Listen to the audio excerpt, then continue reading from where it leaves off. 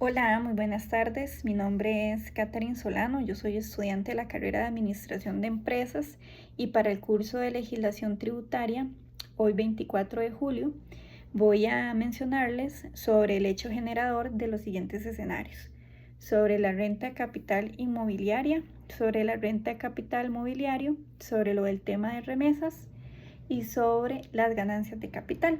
Para esto vamos a utilizar los elementos objetivos y elementos subjetivos.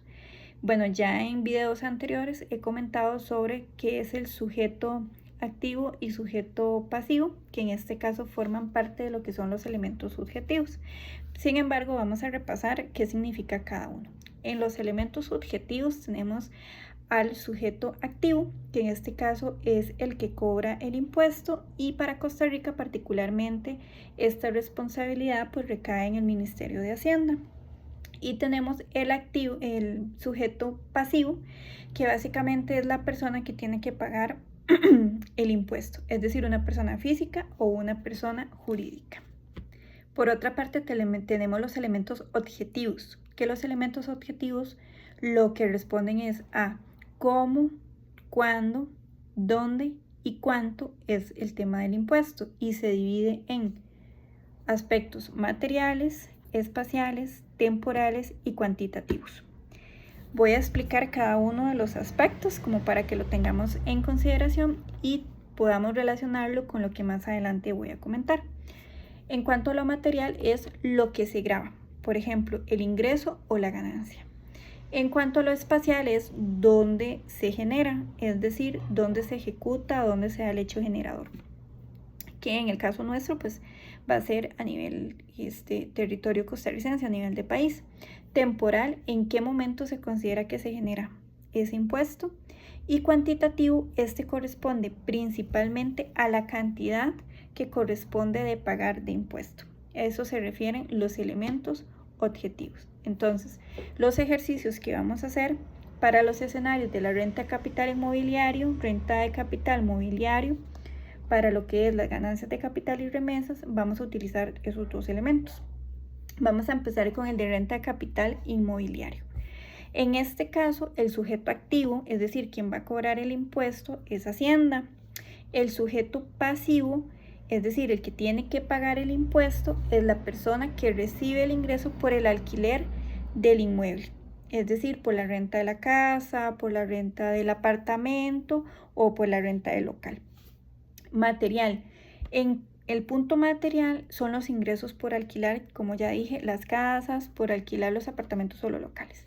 Espacial es si el bien está en Costa Rica, entonces en este caso aplica para territorio nacional. Temporal es desde el momento en el que se recibe el dinero de ese alquiler. Y cuantitativo, en este caso, corresponde pagar un 15% del ingreso.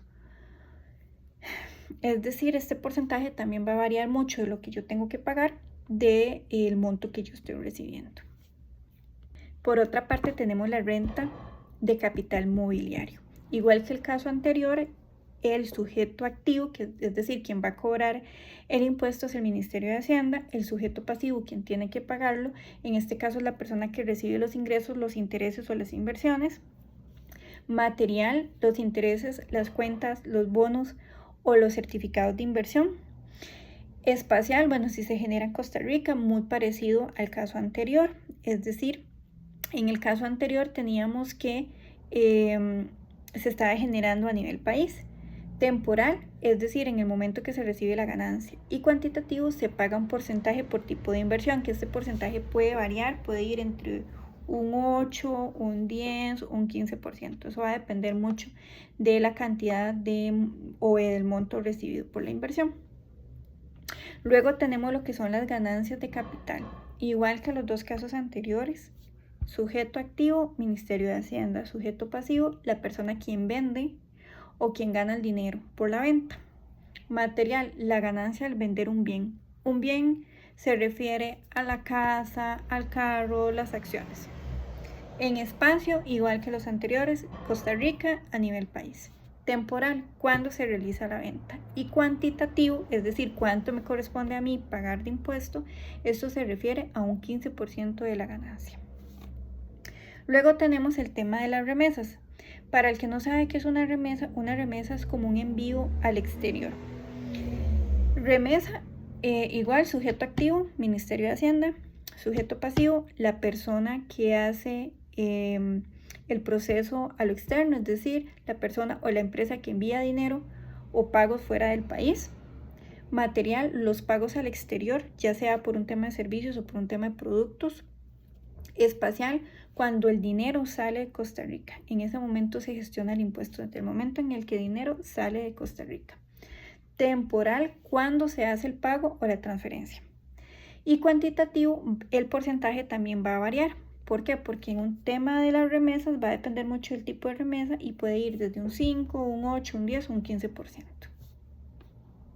Por otra parte, tenemos también la diferencia entre el gasto deducible y los rebajos automáticos o deducciones automáticas únicas.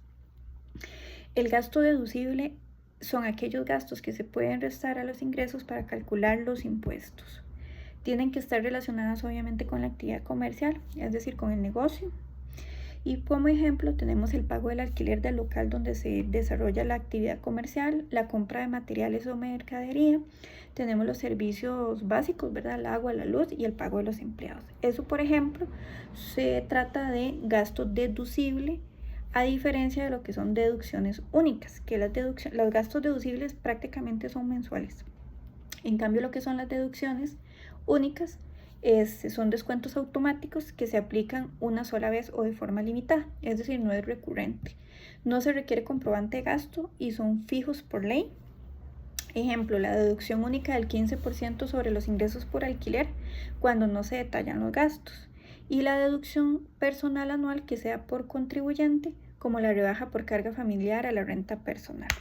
Básicamente, digamos, esos son como los dos ejemplos que se tienen para poder diferenciar entre lo que son las deducciones o el gasto deducible y las deducciones únicas.